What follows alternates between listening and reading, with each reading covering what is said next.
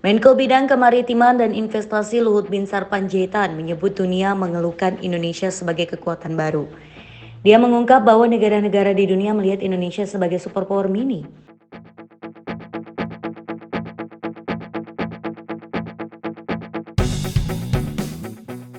Ketika membuka acara Hari Maritim Nasional, Luhut juga bicara mengenai ekonomi Indonesia sebagai salah satu yang terkuat di dunia.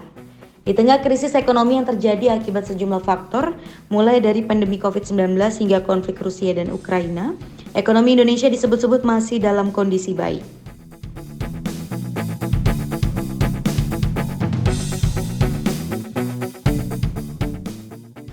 Luhut yang belum lama ini dari New York menyebut bahwa para pengamat ekonomi yang ia temui di sana memuji penanganan ekonomi Indonesia.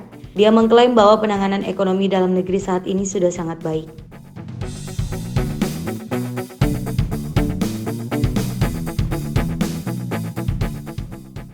Pada kesempatan yang sama, Luhut juga membawa kabar akan adanya ancaman krisis ekonomi global. Kebijakan Bank Sentral Amerika Serikat untuk menaikkan tingkat suku bunga menjadi salah satu pemicunya. Kalian tahu gak sih, Indonesia pada 2045 akan menjadi negara superpower. Organisasi Kerjasama dan Pembangunan Ekonomi Negara-Negara Maju OECD memperkirakan pada 2045 nanti ekonomi Indonesia akan mencapai 8,8 triliun US dollar, terbesar keempat di dunia. Hal ini bisa terjadi kalau proyek IKN sukses dilakukan. Perpindahan ibu kota ke Kalimantan dan hilirisasi sumber daya alam merupakan bagian dari skenario Indonesia menuju negara superpower. Presiden Jokowi menyatakan jika pembangunan IKN dilakukan untuk menghilangkan Jawa sentris, agar pembangunan di luar Pulau Jawa semakin terdorong, serta pemerataan ekonomi dan penduduk. Kemudian, proyek hilirisasi sumber daya alam Indonesia dengan tidak mengekspor bahan mentah merupakan bagian dari kemandirian ekonomi.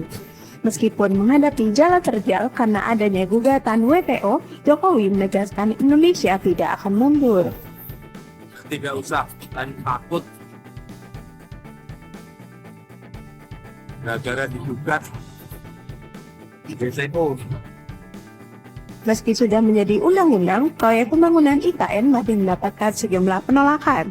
Salah satunya dari investor asing yang diduga melobi Capres Anies Baswedan dan partai pendukungnya yang menyatakan tegas menolak IKN dan menjanjikan ibu kota tetap di Jakarta jika mereka menang. Proyek IKN juga dijegal dengan tidak mendapatkan investor dari negara besar karena khawatir Indonesia akan menjadi negara superpower. Namun, ramainya investor dalam negeri diharapkan bisa mendorong penanaman modal dari luar negeri IKN. Waduh, gimana nih guys? Apakah kalian pro atau kontra dengan pembangunan IKN untuk Indonesia menjadi negara superpower?